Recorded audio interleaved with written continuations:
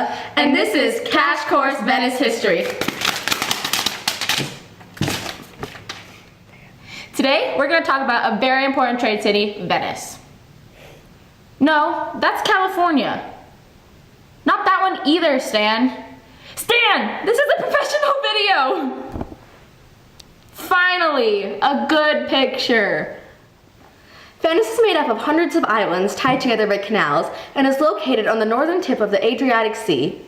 With its convenient location in the Mediterranean, Venice was the perfect city for ocean trade. Miss Nikhila, Miss Abby, if Venice was made up of a bunch of little islands, Where did the Venetians plant pizza trees so they could grow, harvest, and eat pizza? yeah! Hello, us from the past. You were correct about the little island part at least. There wasn't much space in Venice to grow any crops. Basically, the only natural resources they had were fish and other edible ocean animals like fish. So basically, all they had was fish, and they couldn't eat that 24/7. Because of their low natural resources, Venice relied a lot on trade. Stan, I said trade. Could you please listen for once? I'm talking about all kinds of trade. Long, short, mid-distance, God-forsaken trade. Trade with the Byzantines, then Ottomans, where places than you've ever seen. Trading with boats, trading with floats, trading Venetian glass for a goat. Took you long enough, Stan. Having a large port and being known as the center point for Mediterranean trade, Venice was trading partner to many different cultures and civilizations. Venice imported silk, stones, iron, copper, salt, and so much more. Venice also imported lots of grains from the Ottomans, wine and oil from southern Italy, and cane sugar from Cyprus. Venice actually exported fancy glass and textiles, but there's a catch. The dyes they used were imported from the Ottomans. Dun dun dun! Nikhila, you forgot the most important export of all! Ships. Oh, good old Venetian ships. That segues us into our next topic actually, which involves the ships, which we will explore through a timeline. Venice has been a culturally rich city since its formation until today. To name everything important that happened would take a millennia. So we're going to focus on its peak or heyday, which is between the 13th and 14th century. Sorry, Belluccio, first Doge of Venice in 697 AD, and current mayor of Venice, Giorgio Orsoni.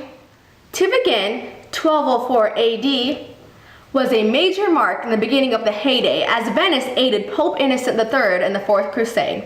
Why was this important? Because Venice was famous for their magnificent shipbuilding skills and provided a lot of ships for their crusaders.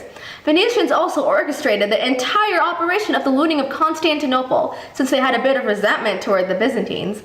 So when the crusaders were successful and came back to Venice with their loot, a great portion was given to all of Venice to enjoy. Venice acquired portions of former Byzantine lands and major trade routes.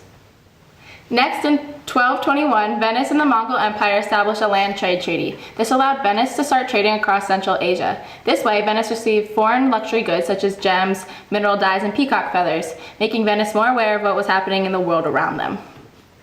In 1295, Marco Polo, himself a Venetian, returned to Venice from his travels around the world. His stories and souvenirs sparked more interest in travel in the eyes of all the Venetians. It also demonstrated that travel and trade in the East was more interesting and beneficial than they previously thought. In 1340, the Doge's Palace was constructed, one of the most iconic landmarks in Venice. It was built in Venetian Gothic style and is a huge tourist attraction today. And lastly, in 1381, the Venetian-Genoan Wars are finally ended, with Venice emerging as the victor, giving them more land and power in the Mediterranean region. And now, time for the open letter! And now, the open letter, or open email. This technology thing is so cool. Dear Abby and Nikhila, what is this Doge of Venice you keep talking about? From a devoted subscriber. Aww. In the Republic of Venice, the ruler of Venice was called the Doge. Not that Doge, Stan, this Doge! Now we're going to talk about the people of Venice. The ethnic composition in Venice during this time of heyday was mainly made up of Venetians. Since it was a center point of trade and interaction, though, a small percentage of the population was either from other parts of Italy or foreign trading partners residing there. Nowadays, there has been even more cultural and racial interaction since the 14th century, and 91% of the population is Italian, 3% is Romanian, 1.3% is South Asian, and 0.9% is East Asian, as of the census in 2009. There is also a small historic Jewish community in Venice. Venice is primarily Roman Catholic, but has a small percentage of Orthodox Christians there too because of Venice's connection with other European cities of that religion during the Renaissance. Due to trade and travel in that time, there were also numbers of people who practiced Judaism, Hinduism, and Islam. A memorable religious building constructed there was St. Mark's Basilica. It's the most famous church in Venice and well known for its magnificent Italo-Byzantine architecture. Its breathtaking appearance is supposed to symbolize the wealth and glory of Venice during the Middle Ages.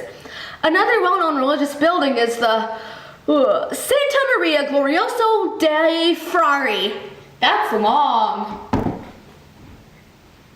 Referred to as the Frari, this church was constructed in the 1300s. It's a popular tourist attraction.